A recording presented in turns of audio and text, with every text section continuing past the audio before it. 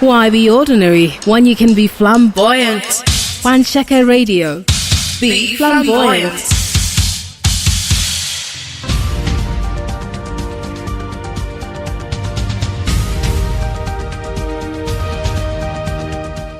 Good evening, and here are the major stories for today. The Independent National Electoral Commission, INEC, has declared the candidate of the All Progressives Congress, Haruna Issa, winner of Saturday's by-election conducted for Lokoja Kogi Federal Constituency. Announcing the result of the election, the returning officer, Rotimi Ajayi, disclosed that the candidate of the APC polled 26,860, while the candidate of the People's Democratic Party, Bashir Abubakar, scored 14,845 to come second out of the 50,036 total votes casted. Meanwhile, three political parties, the PDP, the ADC, and the SDP, which participated in the election, have issued a joint press statement rejecting the results and describing the process as a broad-day robbery. But the state governor, Yahya Bello, has congratulated the winner, saying the victory reflects the feelings of the Kogi people for the All Progressives Congress.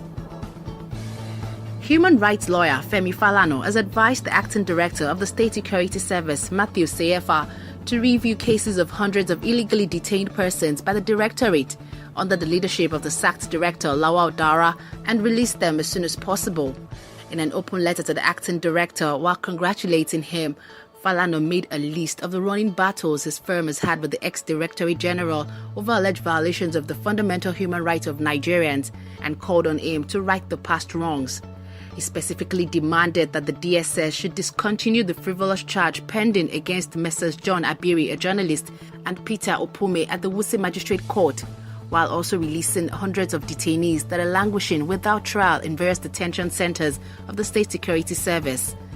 The lawyer further called for the release of Sambu Dasuki and other criminal suspects who have been admitted to bail by municipal and regional courts, including Sheikh Ibrahim El-Zakzaki and his wife, from illegal custody in line with the orders of the Federal High Court. The Buhari campaign organization has vowed to occupy the National Assembly if Senate President Bukola Saraki fails to resign from office after resumption. National coordinator of the organization, Danladi Fasali, stated this in Abeokuta this Sunday during the inauguration of the Ogun State Secretariat of the Buhari campaign organization. Fasali, however, did not disclose the day and time the organization would strike if the Senate President fails to tender his resignation.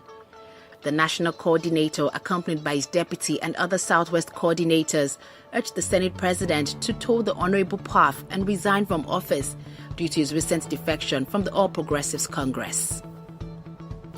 A non-governmental organization, the Strategy for Mentoring Initiative and Leadership Empowerment, SMILE, has called for an enabling environment to help youths develop themselves and contribute to national development. Binkwe Bangboshe Martins made the call in Lagos this Sunday while speaking to newsmen in commemoration of the International Youth Day, which is celebrated on August 12 of every year by the United Nations. The theme for the 2018 edition is Safe Spaces for Youth.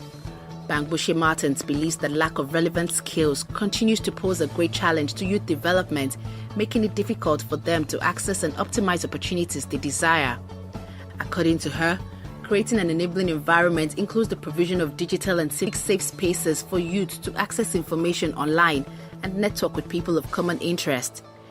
She implored the youth to challenge every excuse and not to lose hope in seeking new opportunities and embracing entrepreneurship as a viable option to address youth unemployment. And the Edo State government has issued a statement faulting a publication titled "Obaseki's Government is Hindered by Huge Inherited Debts," claiming that the governor confirmed that his administration is in debt. But Governor Godwin Obaseki, in the statement issued by his special advisor on media and communication strategy, Crusoe Osage, denied the allegation and insisted he never made such comment. According to Osage, the report is completely false and none of the media outfits that published it can provide any proof whatsoever, either by voice recording or signed statements to show that Obaseki made such. It further explained that all projects have been undertaken as planned and the terms of the facilities from the World Bank and the federal government are liberal, with repayment period of over 20 years. The governor therefore urged Edo people and all Nigerians to completely disregard the report as fake news and a mere fabrication with no basis in fact. In international news, The United States Space Agency, NASA, has launched its mission to send a satellite closer to the sun than any before. The Parker Solar Probe rocket launched from Cape Canaveral, Florida at 3:31 local time in what is said to become the fastest moving man-made object in history. Its data promises to crack long-standing mysteries about the sun's behavior.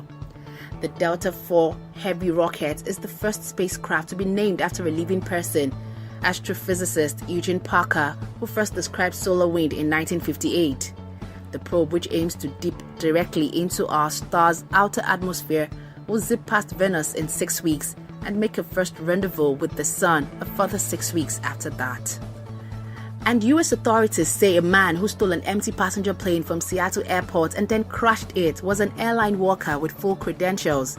The man, named by US media as Richard Russell, took off late on Friday, forcing the airport to close while 2 fighter jets chased him. He flew the plane for 90 minutes before crashing and killing himself on Ketron Island, a sparsely populated area in Puget Sound. The 29-year-old had worked for Horizon Air for more than 3 years, towing and tiding aircraft and loading bags. According to Jay Tabb, chief of the FBI Seattle Division, transcripts of his conversation with air traffic control reveal a man who appears surprised about his feat, who is unclear as to the full operations of the plane, who has no intention to hurt anyone, and who ultimately apologizes to his loved ones, saying he is just a broken guy. In business, the 2-kilometer Apapa Wharf Road being reconstructed will be completed and open to motorists by the end of next month. This is according to the managing director, Nigerian Ports Authority, Hadiza Usman. Usman, who made the disclosure today, said the reconstruction, which would cost 4.34 billion naira, would enable the federal government achieve its goals in the ease of doing business. She added that the Ports Authority was working with the Federal Ministry of Power, Works and Housing to rehabilitate all port access roads in the country to ensure a level playing field and to also facilitate trade. Just as she revealed that government had also approved the commencement of reconstruction of Tinkan Island Port Access Road to Mile 2, and that the contractors would soon start work. In entertainment, American artist Kanye West has denied being confused when asked on TV about his support for President Donald Trump, saying he didn't have time to reply. The rapper, who is usually chatty, reportedly seemed lost for words when TV host Jimmy Kimmel asked him whether he thought President Trump cared about black people or any people at all. His silence on Thursday's show prompted Kimmel to cut to a commercial break, but West, in a tweet on Saturday, said he wasn't given a chance to answer. Kimmel's questions were so important that I took time to think, and then I was hit with the let's go to commercial break. End of quote.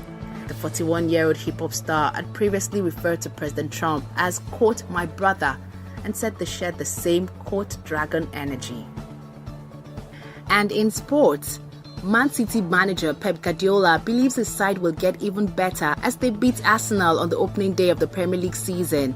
The Gunners were playing their first competitive game without Arsene Wenger in charge since 1996, but were well beaten by the defending champions. Raheem Sterling put City ahead in the 14th minute when he got the ball on the corner of the box, beyond 2 players, and rifled home from 20 yards. Bernardo finally sealed the point when he finished from Mendy's cutback in the 61st minute. And Brazilian World Cup winner Ronaldo is in intensive care in Ibiza, suffering from pneumonia. The 41-year-old former striker tweeted that he was taken ill on Friday but hopes to be discharged on Monday. A spokesperson for Can Mrs. Hospital, where Ronaldo is being treated, said he was unable to give any information for privacy reasons. The former Real Madrid forward, who also played for Barcelona, Inter Milan and AC Milan, thanked his fans for their love and well wishes. Those are the major stories for today. I am Binta Bhadmus.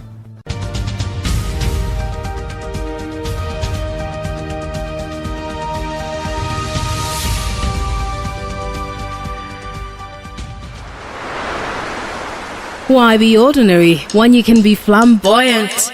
One Checker Radio. Be flamboyant.